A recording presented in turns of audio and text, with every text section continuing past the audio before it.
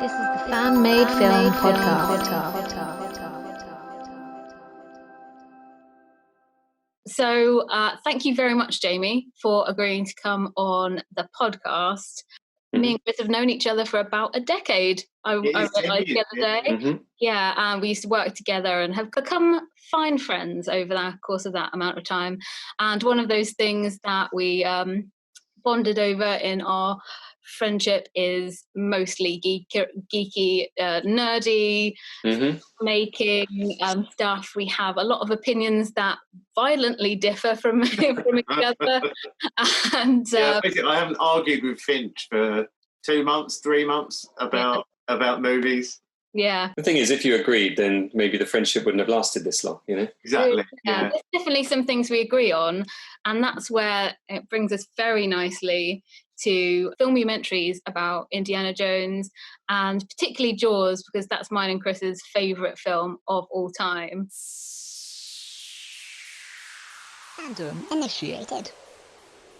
It was until I watched the Raiders documentary, and then I just started thinking, I just want to watch Raiders again. That's kind of the plan, I guess, you know, get people interested in them all over again. That Raiders one is awesome. I really enjoyed it. I mean, I've seen that film so many times, and there was still loads of little stories and snippets I hadn't heard before. It was it just fired me up again to watch it. I was just, that's great. Yeah, it's fantastic. What's your definition of a filmumentary? A filmumentary is a kind of a clunky word that was come up with in haste, and it's kind of stuck now. But a filmumentary really is a way of telling the story of the making of a film, but using the timeline and the narrative of the film alongside that. So it's kind of a making of, it's kind of a commentary, but I see it as almost like a three-dimensional commentary, because it doesn't just include audio, it includes visual stuff, photographs, behind-the-scenes videos, and as many things as I can cram in there, really. Yeah, and deleted scenes as well, loads of which I hadn't seen before. It's really, really fun to watch. I absolutely loved it. Why make these filmumentaries? Is that one of the reasons, I assume? Yeah, it is, yeah. I mean, I always knew that there was another way to tell those stories. And there's also, you know, you look at the credits and there's like 5,000 people on there, and we hear from the director, the main actors, never the editor, never the musicians, really, never, you know, the people really truly behind the scenes who are sort of grafting on a daily basis. So I knew that there was other stories to tell, yeah. Yeah, I loved how many personal stories from people, like you said, you never ever hear from throughout the Jaws one. All of the kind of local residents who I didn't even realise were doubling up as extras, and all of the story of the kid who kind of snuck onto set and ended up getting like $25 a day for his work, and that was a big deal. So cool. I'd take that money right now. Yeah. I'd have done it for free. I'd have done Jaws for free. Yeah, no, it's one of those things that Jaws, you know, we've seen, I think there's about 4 official documentaries out there, officially sanctioned at least.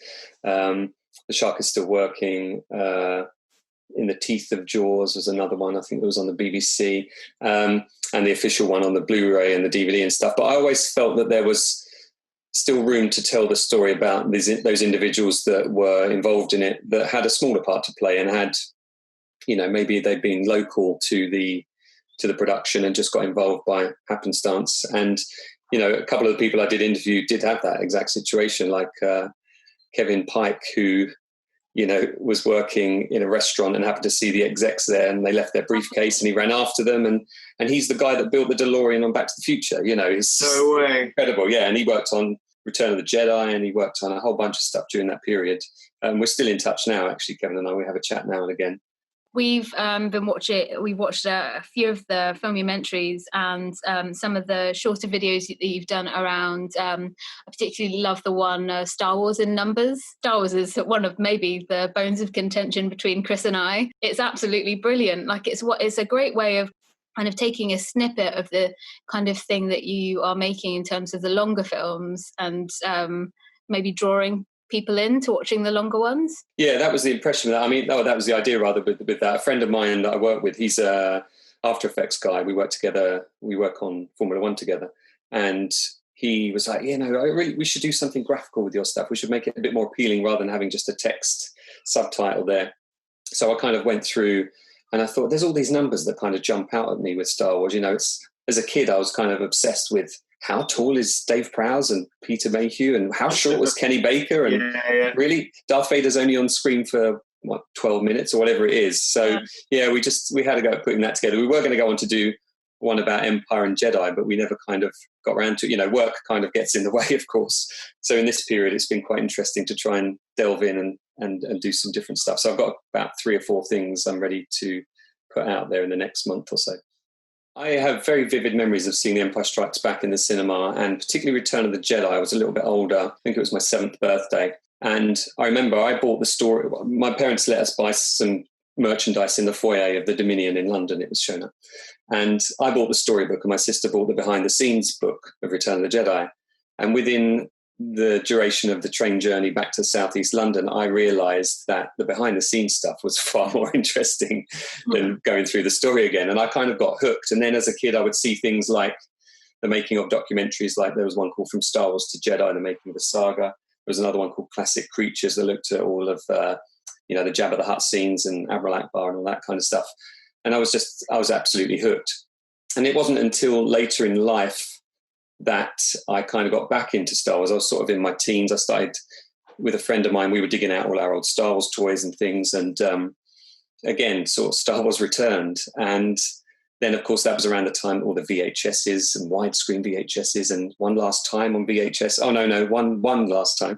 And then on DVD, and seeing all these extras. And Star Wars has been sort of a constant through my life. It's sort of peaks and troughs, but it's always been there as an inspiration. And I ended up working in television probably because of Star Wars, even though I've ended up working in sports TV predominantly. I did have a stint in the film industry for about a year doing edit support and stuff. Got to meet some very cool, inspirational people like Tim Burton and Sidney Pollack and Walter Murch and people like that. So, Walter Murch. Yeah, amazing. I set up his film bench for Cold Mountain, actually, which was quite cool. Yeah, I was reading his book. A blink of an eye. Yeah, because editing amazing. is something that I really, really love doing. Yeah, well, he had a very particular way of editing, actually. Just as a little side story here, he would like his film bench raised right off the ground, like so he could stand, and he was editing that on Final Cut Pro, I believe. That was one of the first times it was used in a feature film. And this entire wall on the right-hand side was covered in storyboards. On the other side, there was a very, very large monitor, and then he had his edit station in front of him. He was very particular about this had to be on this side, that had to be on that side, and he had to have enough distance to walk backwards and be able to look at this large preview monitor, because he always talks about just being able to step away from the process. Anyway, so you'll find that in the TV and creative industries, there are so many people that are around my age. I'm 44 this year. Blimey. 45. So yeah. But there's so many of us that whether it's a secret passion for these things, because actually when I'd made my Building Empire documentary and I've made Returning to Jedi, then I sort of took forever to make Star Wars Begins. It took me nearly 4 years to make that because I had a lot of things going on in life and career was doing well and everything. And when I released it, it was like I let out a little secret because I got interviewed on the BBC radio film programme, and a load of my colleagues were coming up to me going, I didn't know you did all this stuff. Like, I love Star Wars. Like, why have we never talked about this before? And it was sort of, in a way, I was, I wouldn't say ashamed of my little geeky secret, but it was like, I used to do it under a pseudonym because I was more concerned about, the impact of copyright and things like that. But when I did Star Wars Begins, I kind of opened it up and found so many colleagues and so many friends that I've known for years were in the industry for the very same reason. They'd seen all that stuff that I just talked about, and they were inspired and wanted to create and get involved and find a way of, making a living where you enjoy what you're doing. That's the dream. How do you go about getting the footage for your for the documentaries? Have you got any other sort of contacts that you get in touch with? Or? There's no other sort of secret doors or anything. The thing I did do with the feature-length stuff is I always engage with fans, and I always talk to people on forums and things, as it was back then when I first started, but social media and things now, where, for instance, in the case of Star Wars Begins, somebody came forward. No, it would have been Building Empire, actually. Somebody came forward and said, oh, there was this documentary that was only shown in Holland. Here's some footage you won't have seen. I was like, oh my gosh, that's, I've never seen that stuff. And for me, that hunt to try and find stuff that I've never seen before became a bit of an obsession, and therefore difficult to actually finish the damn thing and put it out because there's always something else. So what we would do then is we would kind of swap DVDs of things, or we would swap, probably wasn't files back then because this is sort of mid-2000s. The internet wasn't quite up to speed. But, maybe an old magazine would have a mention of a fact or an interview with somebody. And then, of course, YouTube became a very good resource with old interviews and things appearing from different TV stations. And the thing to say that I always say when I'm interviewed about my stuff is that I never, ever have made a penny on any of it because I don't own the copyright. Yeah. Even the bits that I've created, when I've gone and interviewed, like, for instance, for Raiding the Lost Ark, I went and interviewed a couple of people for that. I don't make money from that because it's in and amongst other copyrighted material.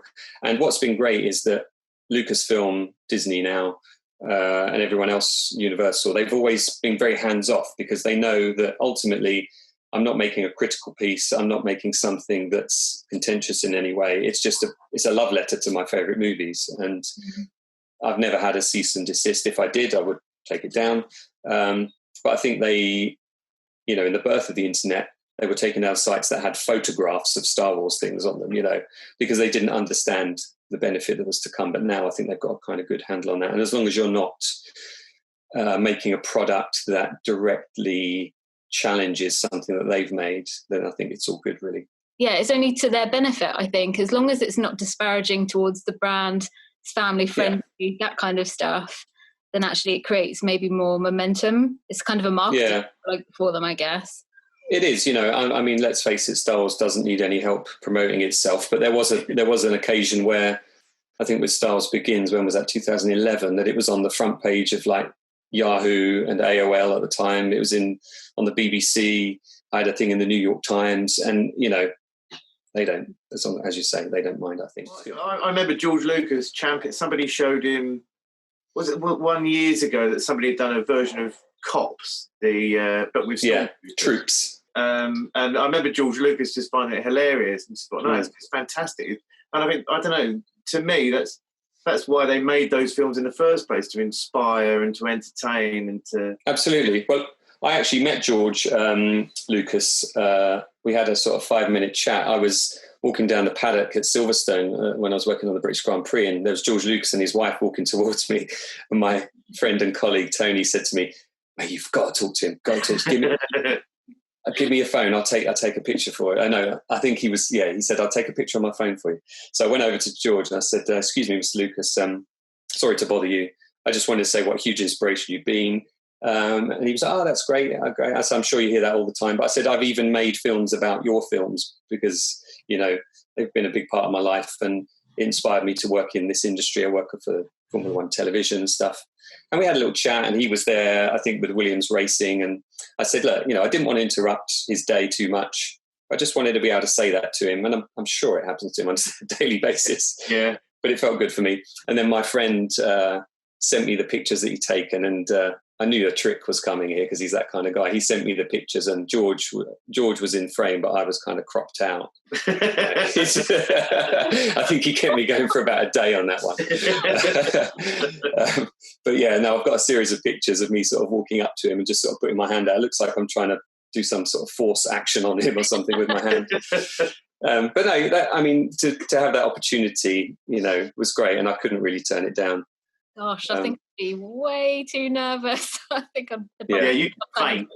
Yeah, I'd either faint or just throw myself at his feet and beg for mercy. So you were talking about one of the films taking four years to make. I think, they're quite long. They obviously require a lot of research. How long do they kind of typically take you to kind of get together? Like, do you have a process as well in terms of researching, gathering all the footage? Well, interestingly, each one has been different. I mean, I would say roughly, I think Jaws and Raiders took about 12 to 16 months, something like that. But each one of them is a sort of feasibility study in whether it can be done as you're doing it. With Empire Strikes Back, I remember thinking, well, I've seen loads of footage about the making of Return of the Jedi, because there were 2 documentaries. I've seen loads of footage about Star Wars, because there was, you know, an official making of and a few bits around and about. But with Empire, I thought, actually, there's not a huge amount. Like, the official documentary that was released at the time was called SPFX, The Empire Strikes Back, and it was introduced by Mark Hamill in a rather fetching tank top. And he kind of looked at effects techniques over the years, from, you know, King Kong, Ray Harryhausen, up to the Tauntauns and things like that were being done. And it showcased some kids' short films in it. It looked at the asteroid scene. It was all effects based. It wasn't necessarily about the actual acting and the physical behind the scenes stuff. So when I set out to make it, I thought, can I do this? You know, that was the challenge. I wanted to learn some editing software. I didn't want to make a wedding video. So I sort of jumped in with 2 feet on this. It has been a process of learning each time I've done it. So Raiders, for instance, I did. And then I got contacted by a guy called Jim Bella, who runs a website called jawscollector.com. He's a huge fan of Jaws. He was involved in that Memories from Martha's Vineyard, the big Jaws tabletop book. And he said, I've just seen your Raiders thing and your Star Wars stuff. You've got to make one on Jaws. And I said, well, I love Jaws. I know the film and I've seen the making of, but I don't know, is there still more to tell? And he was like, oh my gosh, there's so much more to tell. And I said, well, look, if you can act as a kind of a creative consultant for me, I'll put it together. I'll run it by you every few weeks. We used to have chats like this over Skype or whatever. And he'd say, oh no, what you need to do is, I'll tell you who I can put you in touch with. There was a guy who got on the set and, was just as a kid and ended up being paid $25 a week or whatever the story is. There's this photo can go here. Oh, there is a snippet in a TV cut where they get rid of that rude gesture and they put in another shot of the tackle box. And I mean, you know, the guy is encyclopedic about this. So we put that together as kind of a team, really. I then haven't made, since Jaws, I haven't made another feature-length one. I mean, my kids were very, very young. They would be having naps, you know, and I could do a bit of work. The other thing is as well, it's a huge investment of time and effort and money. It costs me money to make these things because I'm buying equipment, I'm buying resources, buying things off eBay if I've spot something that I've not seen before. So it is a huge investment in time and money. And I kind of wanted to be able to make one officially for somebody, for a studio or for a film that was coming out or was being reissued or something.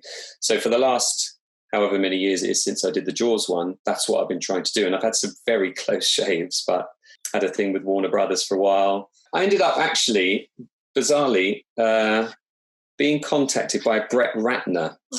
But he's a massive movie fan himself. So he said he'd seen my Jaws thing and my Raiders thing and would love to talk to me.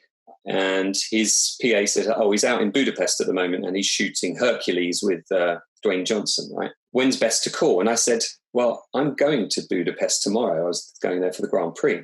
They said, oh, great. We'll arrange you to come to the set then. Cool. I was like, okay, this is getting quite interesting. So I ended up going to the set, ended up meeting Dwayne and Ian McShane as well, and a whole bunch of people there on the set. And they were shooting this big battle scene kind of thing where it's like the call to arms, that sort of Braveheart moment, you know, we were born to do this kind of moment.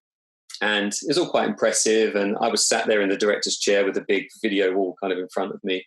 And as I arrived, actually, he introduced me as, oh, this is Jaime. This is the guy I've been telling you about. He makes the best making ofs I've ever seen. And all this, and all these people are shaking my hand, you know, cinematographer, director, and producers and everything. And I thought, you know, I'm well in here. This is good. So we had a big long chat on the way back into Budapest because this was on a sort of rural estate somewhere out about an hour back. So we were on our way back into Budapest and we were talking about all the films. He said, right, he's one of these guys that talks at 1,000,000 miles an hour about 10 different subjects. You know, he was Skyping with his granddad who'd had a stroke whilst signing stuff with his PA, whilst asking me these questions. It was proper sort of, you know, movie moment. And so I started talking about, you know, Alien and Blade Runner and all of the sort of sci-fi stuff I love, and the Spielberg, because he was saying that, oh, Stephen's going to love this. I'm sure he loves it. He's seen it already. Get Stephen on the phone, he says to his PA. So his PA starts ringing Stephen And I'm just sitting there going, oh. And then she goes, oh, I've got Stephen for you, Brett. And she hands the phone over to him. And it's not Steven Spielberg, it's Steven Soderbergh, which is still amazing, but not relevant to the current situation. So it's probably the most bizarre hour of my life. So we were talking about books and all sorts of things, because he had just started up a documentary company and he was wanting to make books and all sorts of things. So we actually settled on Chinatown, of all movies, the Roman Polanski, Jack Nicholson film. And it was a film that I knew. I think I studied it at university. But I kind of got home and I just, dived straight in and started to learn as much about that as I could and collected resources and kind of did a mock-up. I ended up sending that to Roman Polanski, whose address I have. I ended up getting Jack Nicholson's phone number. Insane stuff. And then, I don't know if you guys will remember, but Ratner did a deal with James Packer, whose father was a big Australian casino billionaire, and they made Rat Pack films, and they did a deal with Warner Brothers to finance their next 75 films or something. So overnight, he went from this kind of not very good director to a movie mogul, and I was now small fry, so I was just, they just stopped answering my emails. So disappointing. So got very, very close with that. And then I had a thing with Fox where I was approached by a company in LA who did some kind of fan studies and things for the film industry. They would write marketing and audience studies and sell them to studios saying, look, this is the numbers we're getting back on superhero movies. We think the bubble's going to burst in 5 years, or this kind of stuff. Or horror's really hot right now, blah, blah, blah. Anyway, this company said, look, we've got a good relationship with Fox. We think there's room for your stuff and we love your stuff. So they set up a bunch of meetings. We did pre-production and lining up of interviews and did a full schedule, full budget. It all got signed off by Stacey Snider, who was running Fox at the time. And then, as I was landing in Singapore for the Grand Prix that time, I got a text from this exec producer, saying, I'm so sorry, Jaime, I'm leaving Fox. No. He was going off to Microsoft or something. And I said, I thought, okay, this is fine. I'll get the person who replaces her to kind of take over. But in those studios, a producer never takes over the job that somebody else has started, because the other person will get the credit, not them. Right. So that was also abandoned. That was Planet of the Apes. Oh, man. The original 1968 film. 68, 69? Yeah. Charlton Heston and everything. So I got very, very close, very, very close. Yeah. In this lockdown period, so I'd been making some of these short ones, still under the Filmumentaries banner, but they're kind of straight talking heads, archive footage, stories from people. So I talked to Robert Watts, who was a producer and location manager on a lot of those Star Wars and Indiana Jones movies. And I then got put in touch with another guy called Ivor Powell, who was kind of Ridley Scott's right-hand man for 20 years or so. So he would have worked with him on Alien. He's the guy that convinced Ridley to do a sci-fi, like a B movie, but with his spin on it, his kind of commercials, perfection, aesthetic perfection on top of it. So I interviewed him because although he's in his 70s now, Ivor's still working in the film industry. He wrote a script and co-wrote it with a student that approached him about a short movie idea he had. And Amblin bought it, and they've made the film. It stars Tom Hanks. It's about a dystopian future, which is why there might be a slight delay on it, because they're not sure where it quite sits at the moment. Yeah. But it's a fantastic little concept, fantastic story. It's called BIOS, the script, but I think they're probably going to come up with a new name at some point. So anyway, did this interview with Ivor and showed him the final result from my few weeks of work during lockdown. He was so impressed, he sent it to Amblin. Amblin was so impressed, they've introduced me to all the behind-the-scenes people at Universal. Oh, wow. However, I've not heard back from them because I don't know whether they're furloughed or anything. So, because Universal, it's like a co-production, Amblin and Universal. So each time I do something like this, I am making sort of more inroads and having a bit more of a chance at it. And I think that's it. I think persistence overrides talent ultimately. I think that your films, I'm talking specifically about the Raiders one especially. If anyone was to see that, they'd be impressed sounds really wrong word to use, you know, really fired up from it and want to meet you. They want to tell you that it was, I mean, I immediately went on Twitter, found you on Twitter and was just, this is fantastic, absolutely great. I'm sure it does, you know, it fires people up so that they're going to want to talk to you about it. And yeah, I mean, it has been really encouraging. I appreciate that. I mean, it was quite interesting that when I put Stars Begins out there, I got an anonymous message from somebody, from some sort of junk email, and it said, I work for Industrial Light and Magic. I will not tell you my name, but I just want you to know everybody is watching this morning. And we've really got to up our game for the Blu-ray release. So the Blu-ray of Stars box set hadn't come out at that point. So that was a real exciting moment. I kind of inspired them. And actually when the Indiana Jones box set came out, they did their extras on, they had their old extras that were on the DVD previously, but they did a new one where they took the film kind of in order, showed behind the scenes stuff kind of in context and with text straps and stuff in that linear kind of way. So again, it was nice to know that I'd had a bit of an inspiration, given them a bit of inspiration. You know, a lot of people were amazed that someone could pull this stuff off, because there were Star Wars fans at the time saying, where did you get this from? You know, like for instance, the Jabba the Hutt, the original Jabba the Hutt scene with the big guy in the furry suit, that had never been seen in its entirety ever, and it still has never been released in its entirety. And that comes down to the fact that, you know, I knew where like 90% of it was, and I'd seen 90% of it in different places, different documentaries, different TV specials, different official making-ofs and things. There was even a CD-ROM called Behind the Magic, I think it was called, that had a few clips of it on there that weren't anywhere else. And then this one guy messaged me and said, I live in Canada, I worked on a show, and here's the rest of that scene, like the last 10 seconds, which nobody had ever seen. Without that kind of input, I would never have reached this. You know, it may appear that it's just one person doing this stuff, but it is very much a collaborative effort. I've had people who I respect in the industry, in the TV industry, and a few people, there's one guy in particular that used to work with Spielberg back in the day that I'm in contact with, and he, you know, was taught editing by Werner Fields of Jaws fame, and Michael Kahn, you know, who did pretty much everything for Spielberg. So I listened to their advice and I have another run through, and, you know, I don't always take their suggestions, but I certainly learn from them. And it's, all of this is a collaborative effort. Since inside Jaws and Raiders, have you found that the kind of advancements in internet and various different ways people can connect now, that you've managed to get in touch with specific people that you might not have been able to interview before? Yeah, definitely. I mean, you know, when I did my original Star Wars Filmumentaries, I was waiting for packages, you know, for several weeks for a DVD to arrive from Japan or Germany or wherever.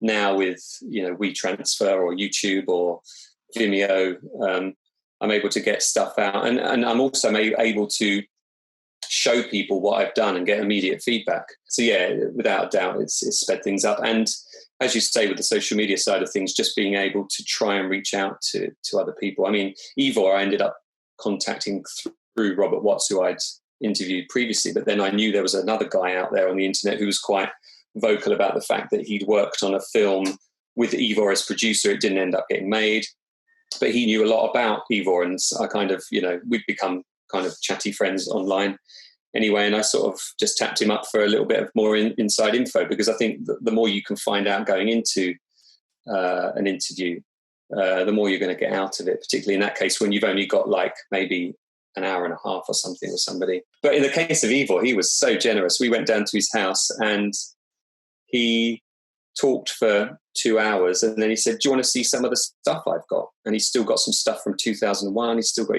one of his scripts from Alien with hand-drawn stuff from Ridley Scott in it.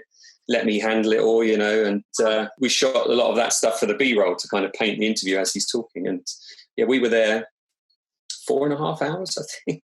We kind of skipped lunch entirely. But again, he and I have, you know, maintained contact. We're in contact at the moment on a sort of weekly basis, because I'm still yet to put this one out, and we're still waiting on Amblin for a couple of things. They might be giving me a little bit of footage maybe of this new movie. You can maintain relationships a lot easier now, particularly in this lockdown situation. Yeah, and I suppose that leads to other introductions with other people those people know, you know. So if you're able to build a bit of a relationship and a rapport with those people, that leads on to the next thing. Absolutely. I mean, it's a bit of a back scratching exercise in a way, you know. With Ivor, I wanted to tell his story because I'd seen him on a few of the making ofs, but I was like, there's this guy just lives the other side of London that kind of, you know, lucked in and ended up working with Ridley Scott and was on set for all those amazing films that I've spent the last 30, 40 years looking at. And, you know, I think he was quite buoyed by that, you know, that I'd made this biography about him, because when you make these things, particularly interviews, people go off on tangents, they are, and it's my job to make something look and sound slick and not look clunkily edited. It's the job of an editor, isn't it, to sort of suspend that disbelief and stuff. And when I sent it back to him, he actually, both him and Robert both said pretty much the same thing. You've managed to make exactly what I was trying to say, which is great. So, you know, he knows that I've kind of done him a favour. He's doing me a favour by putting me in contact with Emily. He said, you know, I think it would be really great. I think you did a fantastic job. You have an affinity for this and everything. So, you know, we've formed a friendship, which is really nice. One of the things that I really love about the films that you've made is that indulgent, geeky enjoyment of something that you're already really passionate about and love. But if you're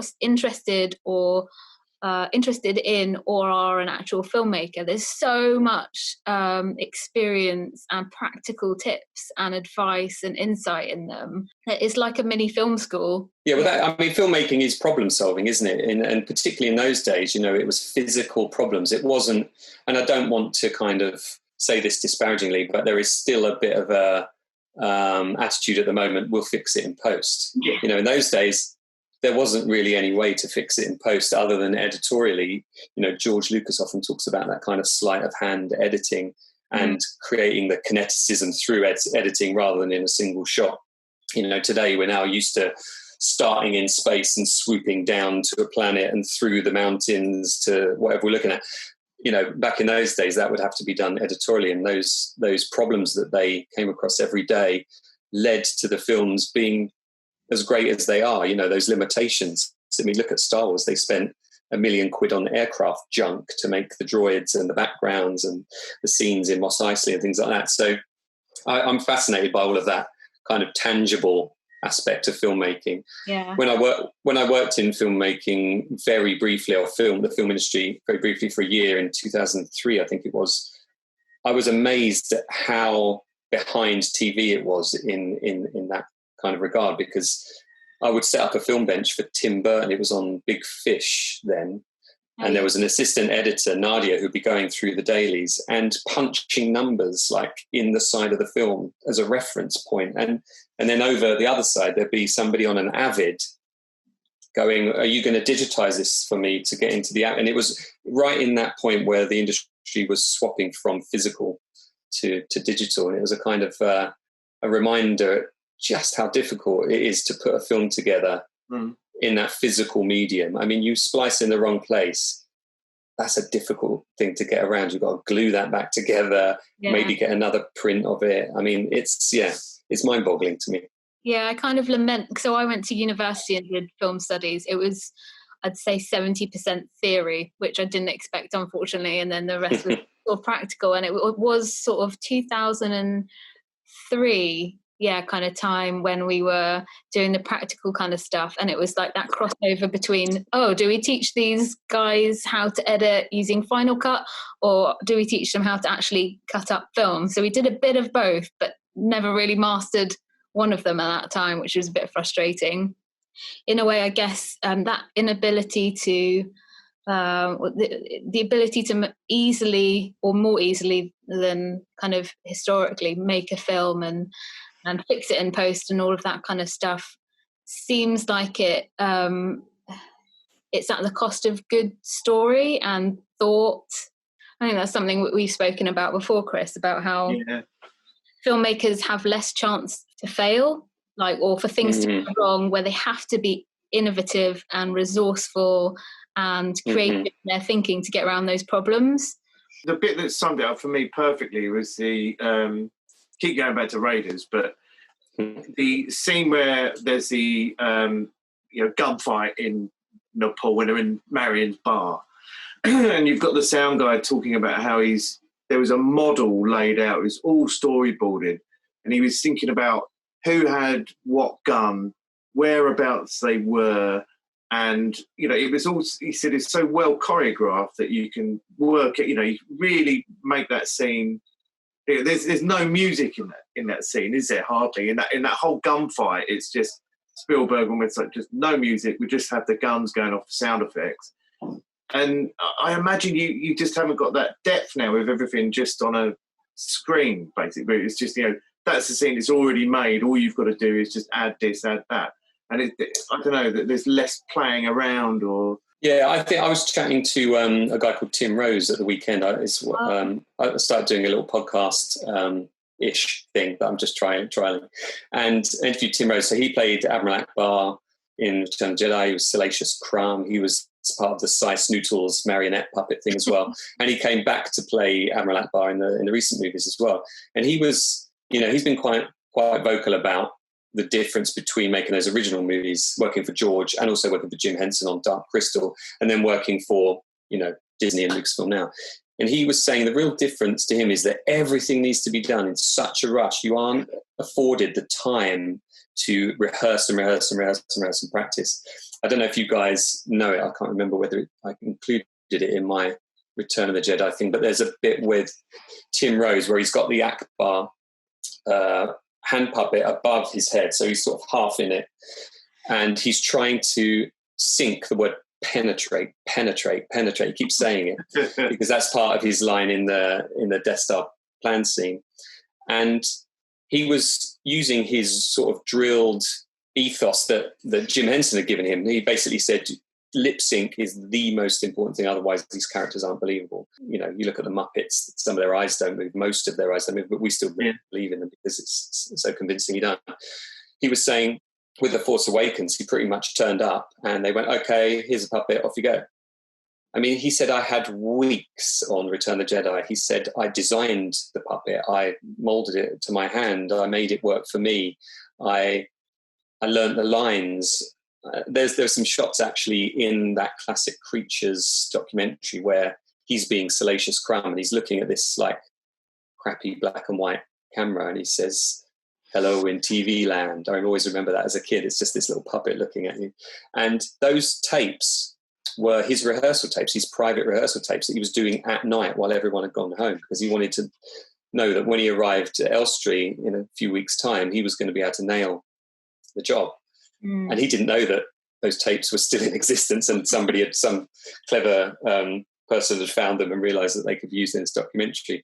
But yeah, he said that's the difference now. You just don't get the time. You don't get the practice time. Dave Barclay, who was one of the Yoda puppeteers, he talked about how the four of them would walk around in a studio, an empty studio, and they would practice all of the things. So he'd say, I'm looking left, I'm looking right, blink. And they'd all do the things that went with that, because you don't just blink when it's blink. You might turn your head or you might look down or the eyes might need to roll back a little bit. So by the time they got on set and film was running, and that's the most expensive bit of a production, when physical film is running, you've got to be able to nail it.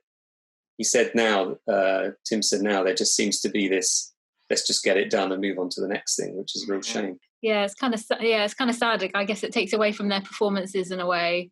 And, you bring back those people, like Tim Rose, why would you bring him back if you were just going to kind of rush through something? Like it kind of takes away from the kind of honour and special feeling of having him there on set as the original Ackbar. Yeah, exactly. I think, one thing we talked about as well is that George, and even more so with Jim Henson, that they would trust the people that they were going to be doing their best, and they therefore give them the time to do that and the resources to do that. And Jim and George, I think, were both particularly good at picking the right people for the job. But it's also about giving them the personality as well. I can remember even now, I can still remember most of the individual creatures in the Mos Eisley Cantina bar, but I I couldn't tell you what any of the creatures look like in Force Awakens when they go to wherever it is, Matt Canappa's place. Or it's difficult, isn't it? Because, you know, everything now is an imitation of what we've grown up with. And of course, we've had the benefit of 40 years of looking at those characters and collecting the figures or whatever it might be. And it's a real hard thing to come up against. I mean, you know, I've spoken to some of the people that were involved in some of those original puppets like Yoda and Jabba and things, and they're not that impressed with the new movies. But I think part of that probably is down to the same thing that Tim was talking about, is people are just not given the time and the resources to do the thing properly. It's there's so many people as well involved in films. I mean, credits have grown exponentially in the last 40 years. I mean, obviously there's a lot of people that weren't credited back in the day, but I think now you've got, I mean, you look at that kind of page that goes past of VFX artists, it's split up into about 20 different categories, and it's, you know, usually a few hundred names, isn't it? I don't know. Have you guys been watching the making of The Mandalorian on Disney Plus? No, that is on mine. I've just kind of had a rewatch of the Mandalorian series. They discuss some of this stuff. Star Wars and I have a complicated relationship of late. Yeah, I haven't even seen Rise of Skywalker. I just can't. I just don't care.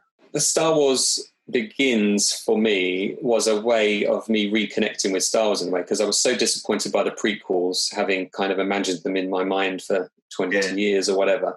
I had to sort of, whether it was conscious or not, I had to find a way to kind of reconnect with those films. And what was great about it is that so many people got in touch with me saying, oh, I was so fed up with Star Wars, but you've reminded me why I love this. And going back to one thing I meant to say earlier as well, that you brought up, Rachel, was about the sort of educational side of things in mind. One of the most gratifying things for me was not hearing from ILM or getting interviewed by the New York Times, although that was pretty cool. It was pretty cool.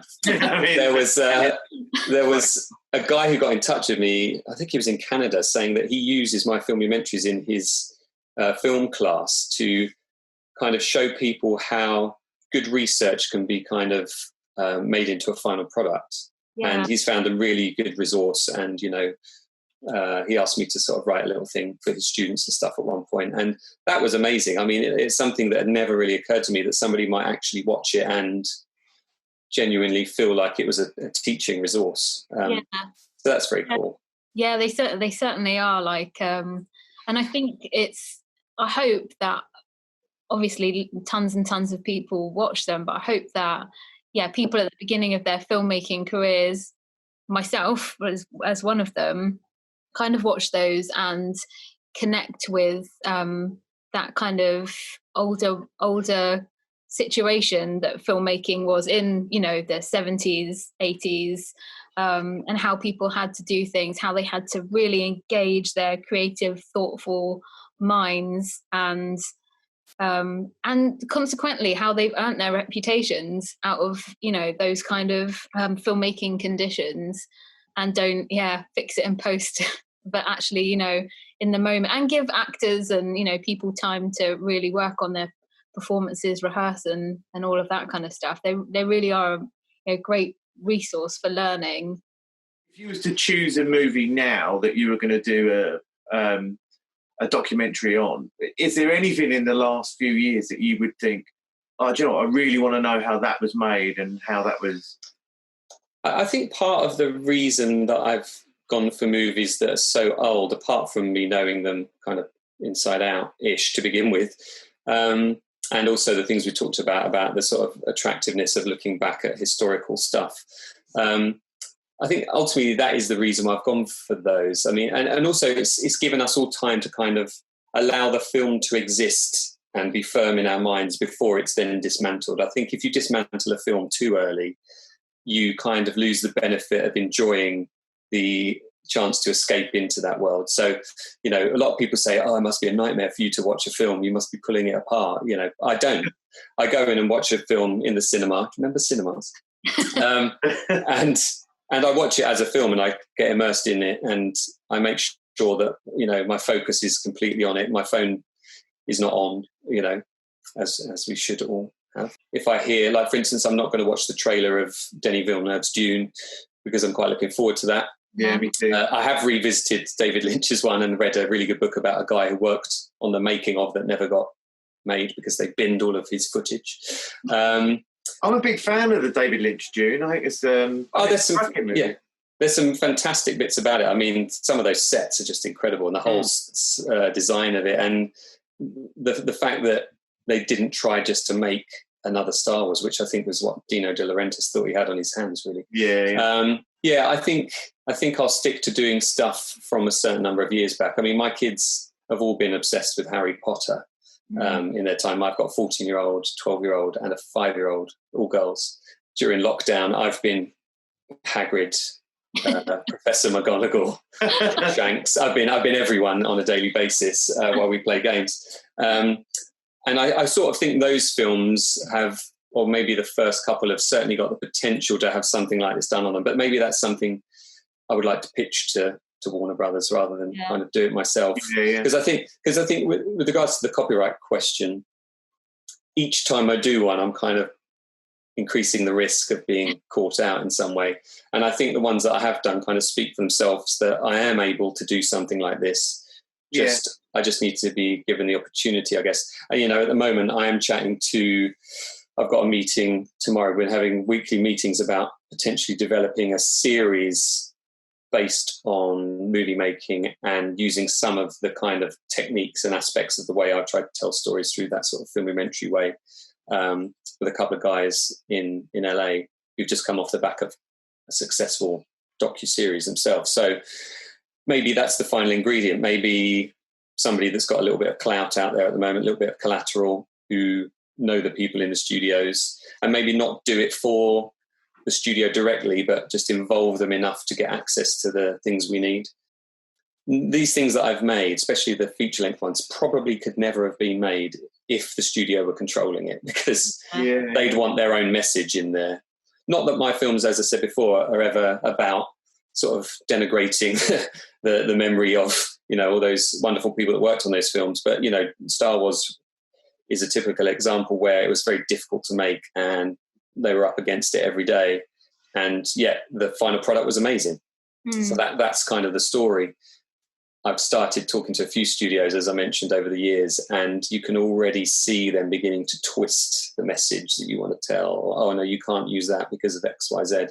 With Planet of the Apes, there was some talk about, you won't be able to use the original music because we'd have to pay the musicians because they were some of the last people that had a percentage deal on a movie soundtrack. What makes, apart from many things, the films, in particular the feature films that you've made about those, is that it comes from a completely unbiased, like you said, they're a love letter. So they come out of your passion and interest, and that's what makes them genuine, and enjoyable. When I did the one on Robert Watts, I put it out there and he was telling the story about being up in Finse in Norway shooting The Empire Strikes Back and how they had to get Harrison Ford up there, and they sent a guy down to Oslo with a bottle of whiskey for him and this guy in the snowplow to have on the way back, and all these great stories.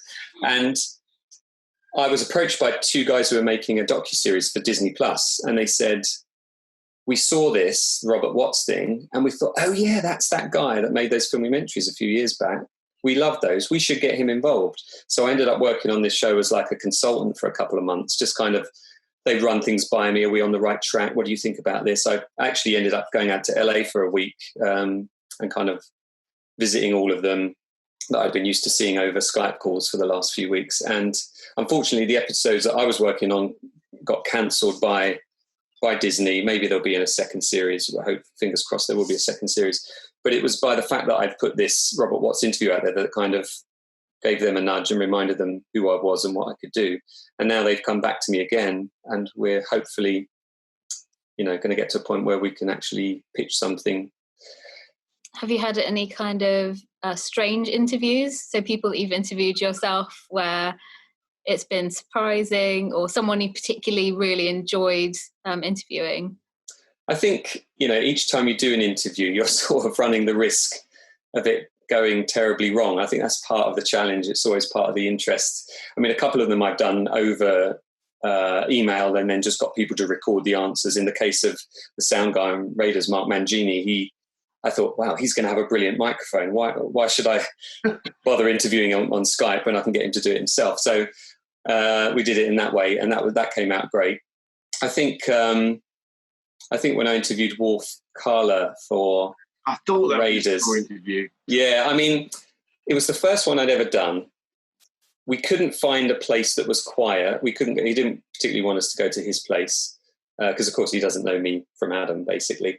But again, we've stayed in touch. We send each other a Merry Christmas and things. But we ended up going to a Costa coffee shop, which just got increasingly louder. And then there was a kid screaming in there. But ultimately, for me, it's, particularly my feature-length stuff, it is a bit rough and ready, and it meant to look like it was assembled from 100 different sources, because it is, and I kind of want to highlight that in a way. So I was more interested in the sort of the actual things we were talking about rather than the quality per se. I mean, now with my sort of more crafted short ones, like the most recent one I've done is probably my best in terms of the way it looks. But I've come away from interviews thinking, oh God, I've got nothing. I don't know how I'm going to make something like that. Every time, nearly. I mean, when I spoke to Robert Watts for an hour and 20 minutes, I came back and I said to my cameraman buddy, Paddy, I said, did we get enough there? I just don't feel like there was a way to end it. I don't feel like there was a way to close everything down. I'm not sure if my questions are great. And I've heard some of those stories before, and I didn't know if he was just doing his usual repertoire of anecdotes and things. And it's not until I got it into the edit and I was like, oh yeah, that bit that he said in minute 5 actually works fantastically as the last line of the interview. Like, I think he says something like, I think it all went well. And it's like, yeah, you've just talked about, working for Spielberg for 20 years and Lucas for 15 years. And yeah, it did go well. And then the same with Ivor. Like, I came away from that just thinking, oh goodness me, I don't know what I can do with it. I don't know, is there a beginning, a middle and an end? How do I sort of craft this? And one of the techniques I've tried recently with my interviews is paying a company a relatively small amount to subtitle the whole thing, so to do captions. So I get them to caption the entire 2 hours, and then I just go through it. Of course, it's got all the associated time codes with it, and I start ordering it in text form and then edit it around that. There is actually utility out there now, which I need to investigate. It's quite expensive, that will actually let you edit the words and it will edit the vision and the sound for you. Wow. No way. Yeah. So it's getting quite interesting. I mean, what you don't want to do, of course, is put words into people's mouths, because you can create sentences. I mean, as somebody who's worked in television for 20 years now, I work on live stuff, but I do, and I'm sure other people do, but I have the ear where I can tell when a sentence has been constructed or they've cut somebody off early. There's a lot of ways of trying to get around it. Like, I remember with the Ivor one, I was trying to get him to say a certain line at the top. I wanted him to talk about Ridley Scott, and I think he said something like, I think that inspired something in him. And I was like, well, it's the first thing he says. Who's him? I need to find the word Ridley from somewhere. So I'm searching through this thing, looking for the word Ridley. And I think I inspired something in Ridley, and it doesn't work. It doesn't work. I actually got it to work in the end, but then decided, actually, no, there's a better way to do this. So the editing process, combined with the challenges of the actual material you get from an interview, are the bits that really kind of get me buzzed. Initially I'm just like, oh gosh, I can't do this. This is too much. And then my wife says I actually become a nicer person when I'm involved in something creative. I get quite buoyed by it, and I get quite upbeat and excited about it. Like, I finished this Ivor one, bar this extra stuff I'm hoping to get from Amblin in the start of May. And I'm looking forward to actually watching it again now. It's going to be almost a month this week since I finished it. So look back and see and have that distance from it and see what else there is. And also maybe just review the original interview and see if there's anything else in there that now would work given what I've already created. If I'm curious, if you could be given an hour to interview anybody, who would it be? Oh, and why? Tough question. I tell you one guy I've always been interested in interviewing is Phil Tippett, the guy who worked for George Lucas at Industrial Light and Magic. I think, you know, he comes across a little bit morose sometimes. I saw him, there was recently, I think it was last week, ILM 40th anniversary about Empire Strikes Back, and they had Dennis Muren and Lauren Peterson and Phil Tippett. But he's one of these guys that has had a hand in so many of those films that I've loved over the decades. And there's like a super group, isn't there? There is, yeah. I'd love to sort of sit down and talk to some of those guys. But again, it's already been done. A lot of this has already been done. This is the real challenge, you know. I'd love to make a feature-length filmumentary on Blade Runner, for instance. Oh, yeah. And go and talk to all of those guys and girls. But, you know, Charles de Lauzarica made an amazing 3-hour documentary for the DVD. And it's kind of been done. But actually, I know Charles, and he said to me, no, do it. There's still more to tell. Yeah. You know, I only had 3 hours. It's your own take on it as well. I mean, you've got, you know, you choose different stories for different scenes that a lot of people wouldn't have heard before. Which, well, it's kind of... Sorry. I was just going to say, it's kind of that, you know, Rashomon thing, isn't it? Where people see things, the same story from different angles. And, you know, on with the Jaws one, for instance, I would occasionally cut out things because I'd say to myself, well, I've just heard that story from somebody else and they've just told it completely differently. Sometimes that's good to have in there side by side. And one of the things I do like to do is have people talking about their experience at the time and then talking about it now and see how it's changed over the years or how they've sort of reprocessed it in their heads over the years. It's just something that the first time I ever put 2 shots together from a VHS camcorder recording, I just thought, I like this editing game. This is quite interesting. It's super satisfying. I think when I realised I loved editing was when I had started working on my first project at university and had sat down in front of Premiere Pro at about 7:00 in the evening, and the next time I looked at the clock it was 8 a.m. I was like, whoa. Maybe this is something I should do at some point. Well, that sounds like the sort of shift most editors do these days. I mean, you know, I work in live sport, as I said, and the advantage of live shows is that they have to be done, and there's this enormous scramble to get everything to this sort of tip of the spear, if you like, and it has to be done at this time. And it's done, it's happened, you can't do anything about it.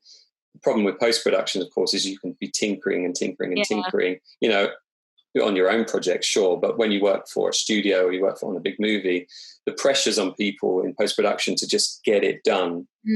I mean, I think the editor of, was it The Rise of Skywalker, spoke about how they had just an impossible deadline and they ended up compromising massively, and if they'd have been given the time, maybe it would have been a better movie. You didn't miss anything.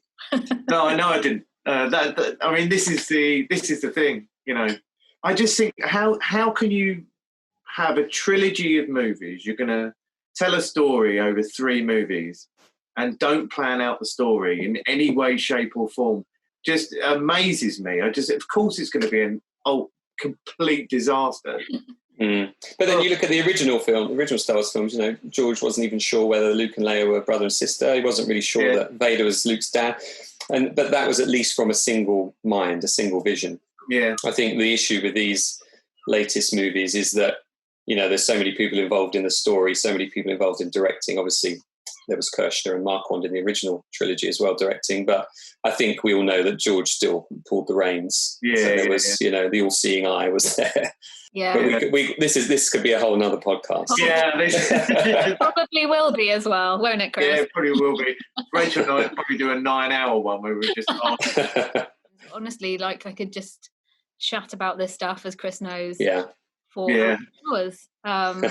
It's so interesting talking to you, Jaime. I'm really excited to see what you do next. Have you got anything planned in terms of filmumentaries or shorts or anything like that? Well, I've still got this Ivor one to put out when that's kind of complete. I've got a little couple of podcasty things coming up. What I've been doing is I kind of released some of the unused material from some of my interviews, like the one with Wolf Carla, for instance. I put that out there as a little SoundCloud kind of podcast idea to see if there was any interest. And I've recently done the one with Tim Rose. I've got a few ideas about people that I might want to interview in the same vein as this kind of older gentleman or older woman that worked in the industry way back when, and their story hasn't yet been told. So I'm always kind of putting little feelers out there to see what the stories are. And as regards to sort of longer projects, let's see what happens with these pitches we're trying to put together. Yeah. And if all that fails, then I'll just do a filmumentary on The Thing. Yeah. Oh, please. Well, that's the Antarctica winter 1982. That's The Thing is probably my favourite of all time. Yeah. Awesome. So how can people follow Filmumentaries, what you're working on? How can they follow you? Where do you exist online? Okay, so I have a Filmumentaries Facebook page. Have a go at spelling it. It isn't the most intuitive word. So I keep things on there. There's also at Jaime SWB, Star Wars Begins, it was at the time, on Twitter. I do have filmumentaries.com as well. Twitter is probably the place I'm most sort of chatty and most sort of engaging with people and, people I admire, and also just people that are like-minded like ourselves. Hope we can continue to do so over Twitter as well. Awesome. Well, thank you. Yeah, thank you. Huge thanks. That was incredibly interesting and enjoyable conversation about the world of Filmumentaries and fandom. Jaime Benning, thank you very much. Well, thanks for having me. That was fun. All right. Thanks. Well, thanks for your work, man. Honestly, I so enjoyed it. I can't wait to watch all the others. Great. Really looking forward to it. Yeah, definitely stay in touch. It's always good to meet like-minded individuals. Oh, always. Yeah. All right, take care. All the best. Cheers, Jeremy. Bye. This is the Fan-Made Film Podcast. And that was Jaime Benning from Filmumentaries. You can find all of his films on filmumentaries.com. And do go and find him on Twitter as well. He's always sharing some really cool snippets of pieces of information he's found that might not necessarily have made it into his film, so do check him out. And if you haven't listened to the episode where Chris makes his introduction, you can go back and check out episode 3. We have just finished talking to Jaime, and we have a good old ramble chat about film. So if you're interested in listening to that, like you should be, go back and listen to that one. But looking forward, instead of back, episode 5 is going to be with Tim Van Leyen of Blood Brothers Cinema Company, and he's going to be talking about the award-winning fan film Rebel Scum. And don't forget to follow us on our social channels as well. We're at Fan Film Podcast on Twitter and at FanMade Film Podcast on Instagram. And the website is fanmadefilmpodcast.com. As ever, if you know of any fan films that you have really loved and enjoyed and want to share them with us, do get in touch and we will check them out. Send us some links via social or via fanmadefilmpodcast@gmail.com. Thanks a lot, guys. See you later.